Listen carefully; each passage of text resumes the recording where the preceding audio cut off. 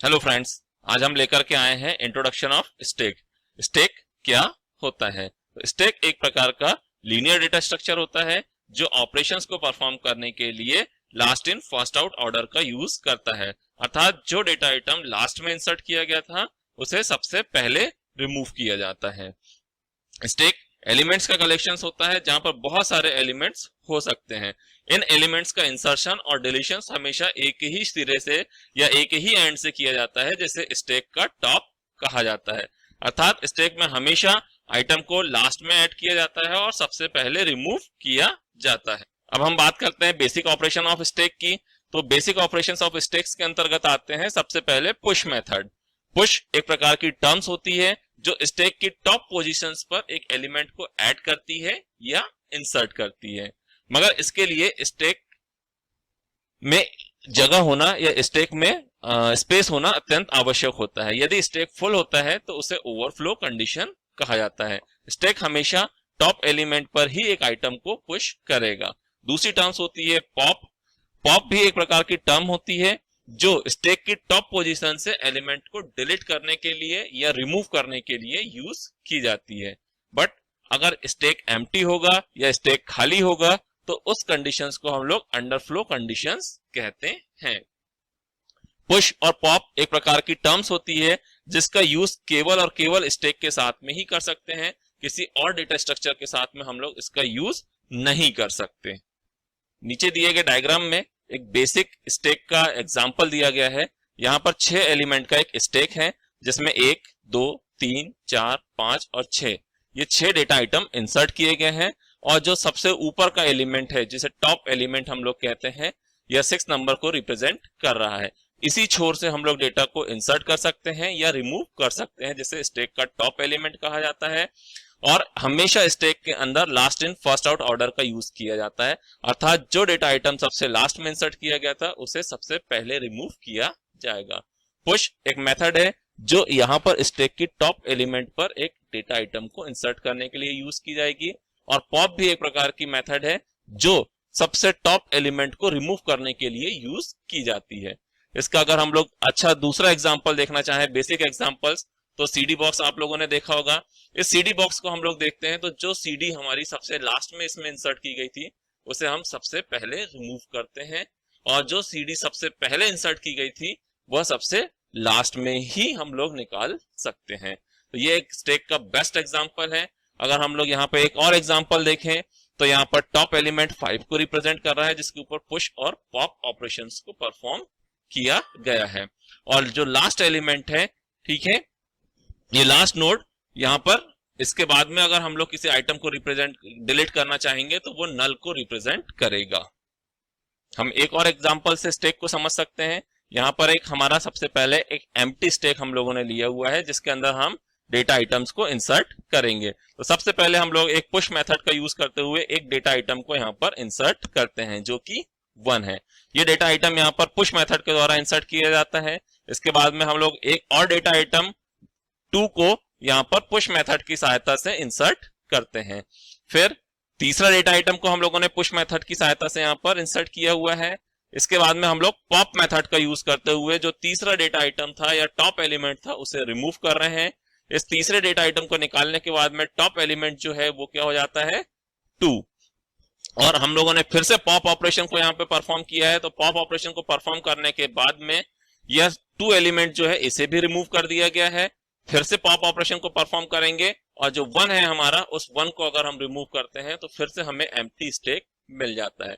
तो इस प्रकार से हम लोग स्टैक के अंदर पुश और पॉप ऑपरेशंस को परफॉर्म कर सकते हैं जिसमें टॉप एलिमेंट को सबसे पहले इंसर्ट किया जाता है और टॉप एलिमेंट को ही रिमूव किया जाता है। अर्थात टॉप एलिमेंट पर ही हम लोग नए एलिमेंट को इंसर्ट कर सकते हैं। बट अगर स्टैक हमारा एम्प्टी होता है तो वह अंडरफ्लो कंडीशंस को रिप्रेजेंट करेगा अगर हम किसी डेटा आइटम को रिमूव करने की कोशिश कर रहे हैं तो। और यदि स्टैक हमारा पहले से फुल है और अगर हम उसमें किसी एक डेटा आइटम को इंसर्ट करने की कोशिश करेंगे तो वो ओवरफ्लो कंडीशंस को रिप्रेजेंट करेगा। यहाँ पर हम लोग एक और छोटा सा एग्जांपल देख सकते हैं। ये डिस्क है। इन डिस्क में से अगर हमें यहाँ पर येलो वाली डिस्क निकालने की जरूरत है तो सबसे पहले हमें रेड को निकालना होगा, उसके बाद ही हम येलो डिस्क को निकाल सकते हैं। हम प्लेटों के एग्जांपल्स को भी इस प्रकार से, जो प्लेटें एक के ऊपर एक जमी हुई होती है, इसे भी स्टेक के एक रियल लाइफ एग्जांपल की तरह मान सकते हैं। जब आपको एक प्लेट लेनी होती है तो आप सबसे ऊपर वाली या टॉप प्लेट को ही उठाते हैं, इसके बाद में ही आप अगली प्लेट को उठाते हैं। जो कि सबसे नीचे रखी हुई प्लेट होती है, ये सबसे लास्ट में उठाई जाती है। तो ये स्टेक का एक रियल लाइफ एग्जांपल हम लोग मान सकते हैं यहाँ पर। अब हम बात करते हैं एरे रिप्रेजेंटेशन ऑफ स्टेक की। तो यहाँ पर हम लोग एक एरे रिप्रेजेंटेशंस को देख रहे हैं, जहां पर ए, बी, सी, डी, ई और एफ ये 6 एलिमेंट हैं जो किसी एक एरे के अंदर स्टेक के रूप में इंसर्ट किए गए हैं। ए फर्स्ट पोजीशन को रिप्रेजेंट कर रहा है, जबकि एफ सिक्स्थ पोजीशन को रिप्रेजेंट कर रहा है। और हम इस एरे के अंदर जो स्टेक को रिप्रेजेंट कर रहा है उसके साइज की बात करें तो यहाँ पर अभी हमारे पास में 8 इसका मैक्सिमम साइज है। तो जो सिक्स्थ एलिमेंट है, जहां तक हम लोगों ने डेटा आइटम को इंसर्ट कर चुके हैं, वह टॉप पोजीशन को रिप्रेजेंट करेगा, जबकि 8th डेटा आइटम जो है, जहां पर हम लोग सब जो एरे का मैक्सिमम साइज है, वह मैक्स स्टेक को रिप्रेजेंट करेगा। स्टेक एक डेटा स्ट्रक्चर है जिसे एक एरे के रूप में हम दर्शा सकते हैं या शो कर सकते हैं। एरे का उपयोग एलिमेंट की ऑर्डर्ड लिस्ट को स्टोर करने के लिए भी किया जाता है। स्टेक को रिप्रेजेंट करने के लिए एरे का यूज करना बहुत ही आसान तकनीकों में से एक है। पॉइंटर वेरिएबल टॉप स्टेक के टॉप एलिमेंट की लोकेशन को स्टोर करता है। वेरिएबल मैक्स स्टेक एलिमेंट को स्टोर करने के लिए स्टेक की अधिकतम लेंथ को स्टोर करता है। अभी हम लोगों ने डायग्राम में देखा था, अभी हम लोग और यहाँ पे समझ लेंगे। मैक्स स्टेक एलिमेंट्स की टॉप जो मैक्सिमम लोकेशन होती है जिसमें एरे के अंदर एलिमेंट को स्टोर किया जा सकता है, उसे शो करने के लिए यूज किया जाता है। Condition top is equal to 0 या top is equal to null represent करती है कि स्टेक एम्प्टी है या खाली है। इसमें और किसी डेटा आइटम को रिमूव नहीं किया जा सकता, स्टेक पूरी तरीके से खाली है। क्या शो करेगा? Condition top is equal to 0 और top is equal to null ये शो करती है कि स्टेक एम्प्टी है या खाली है। इसी प्रकार condition top is equal to max stack यह रिप्रेजेंट करता है कि स्टेक हमारा फुल है। अगर हम इसके बाद में टॉप एलिमेंट में किसी डेटा आइटम को इंसर्ट करने की कोशिश करेंगे तो वह ओवरफ्लो कंडीशंस को रिप्रेजेंट करेगा।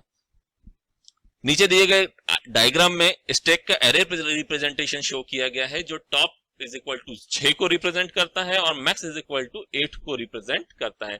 यही सेम डायग्राम हम लोग पहले भी देख चुके हैं। यहाँ पर एक एरे है हमारा, इस एरे का मैक्सिमम साइज जो है वो 8 है, जो मैक्स स्टेक के द्वारा रिप्रेजेंट किया जाता है, जैसा कि अभी हम लोगों ने डिस्कस किया था। टॉप एलिमेंट यहाँ पर टॉप की जो पोजीशन है वो 6 को रिप्रेजेंट कर रही है, क्योंकि हमारा जो लास्ट डेटा आइटम इंसर्ट किया गया था वह है एफ, जो कि 6th लोकेशन पे इंसर्ट किया गया था। स्टेक में एक रिस्ट्रिक्शंस भी होता है कि एलिमेंट को केवल स्टेक के एक ही छोर से या एक ही सिरे से हम लोग इंसर्ट कर सकते हैं या डिलीट कर सकते हैं। हम उस स्थिति को टॉप कहते हैं, अर्थात टॉप में जो पोजीशन होती है उस टॉप पोजीशन से ही हम किसी डेटा आइटम को इंसर्ट कर सकते हैं या वहां से हम किसी डेटा आइटम को रिमूव कर सकते हैं। स्टैक में ऑपरेशंस को करने के लिए निम्नलिखित प्रोसीजर्स को उपयोग किया गया है। अब हम बात करते हैं प्रिमिटिव ऑपरेशंस और एल्गोरिथम ऑफ स्टैक के बारे में। अर्थात यहाँ पर जो प्रोसीजर यूज की गई है इसमें से पहली प्रोसीजर है पुश। पुश एक मेथड है जिसकी सहायता से हम स्टैक के अंदर टॉप लोकेशंस के ऊपर एक डेटा आइटम को इंसर्ट करते हैं। यहाँ पर कुछ टर्म्स का यूज किया गया है, कुछ वेरिएबल्स का यूज किया गया है, जिसके बारे में हम लोग पहले समझ लेते हैं। तो पुश मेथड आप लोगों को या पुश प्रोसीजर क्लियर है कि पुश मेथड का यूज डेटा आइटम को इंसर्ट करने के लिए यूज किया गया है। स्टैक हमारा वह स्टैक है जहां पर या जिस स्टैक के अंदर हमें डेटा आइटम को इंसर्ट करना है। टॉप वह पोजीशन है जिस पोजीशन के ऊपर हमें डेटा आइटम को इंसर्ट करना है।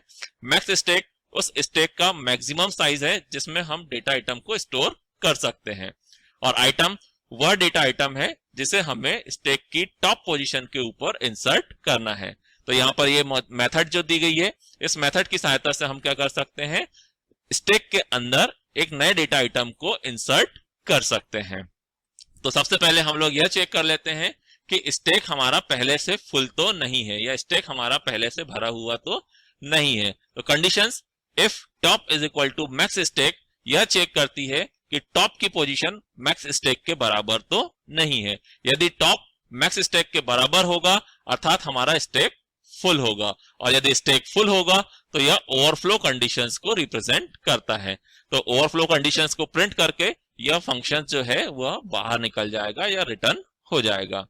इसके बाद में यदि condition top is equal to max stack के बराबर नहीं होती है तो क्या किया जाता है, टॉप की पोजीशन को 1 से इंक्रीज कर दिया जाता है, अर्थात top is equal to top plus 1 हमारी टॉप की न्यू पोजीशंस को लेकर के आ जाता है, और इस टॉप की नई पोजीशंस के ऊपर स्टैक के अंदर टॉप की न्यू पोजीशंस के अंदर हमारा जो डेटा आइटम है उसे इंसर्ट कर दिया जाता है, जिसकी सहायता से स्टैक के अंदर हमारा नया डेटा आइटम इंसर्ट हो जाता है और हम यहां से रिटर्न हो जाते हैं। तो यहां पर पुश मेथड की सहायता से स्टैक के अंदर डेटा आइटम को इंसर्ट किया जाता है। तो सबसे पहले हमें यह चेक करना होता है कि टॉप की जो लोकेशन है वो मैक्स स्टैक के बराबर तो नहीं है, अर्थात हमारा स्टैक पहले से फिल तो नहीं है। यदि फिल होगा तो यह ओवरफ्लो कंडीशंस को रिटर्न करेगा और हम यहां से बाहर निकल जाएंगे। और यदि स्टैक टॉप के बराबर नहीं होता है या स्टैक फुल नहीं होता है या स्टैक में टॉप की लोकेशन मैक्स स्टैक के बराबर नहीं होती है